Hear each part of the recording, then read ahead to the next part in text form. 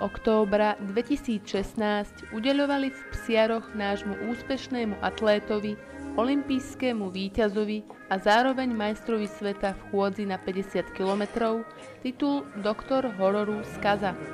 Zaradil sa tým do siene slávy Cisárskej akadémie Marca Aurelia.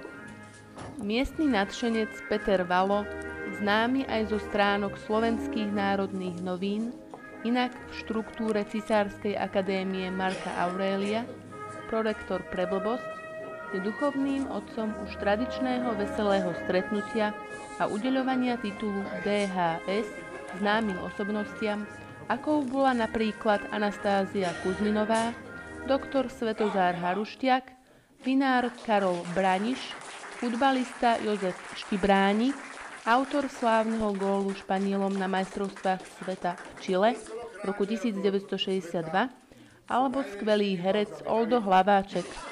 Ten sa prepracoval dokonca do roli nikoho nie menšieho ako rektora Psiarskej akadémie Marca Aurelia.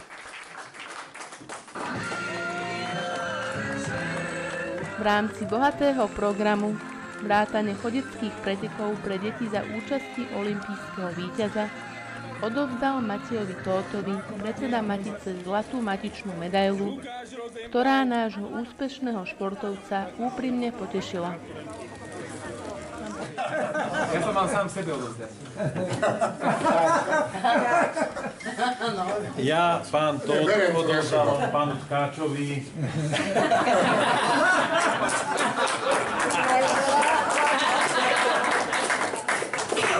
Odovzdávam pánu Matejovi Tóthovi, nášmu vzácnemu olympijskému víťazovi, s veľkou pokorou a s veľkou úctou zlatú cenu Matice Slovenskej za to, čo pre slovenský národ, a teda aj pre Maticu, nevlastnú sestru Marca Aurelia urobil. Ďakujem pekne a želám ďalšie úspechy.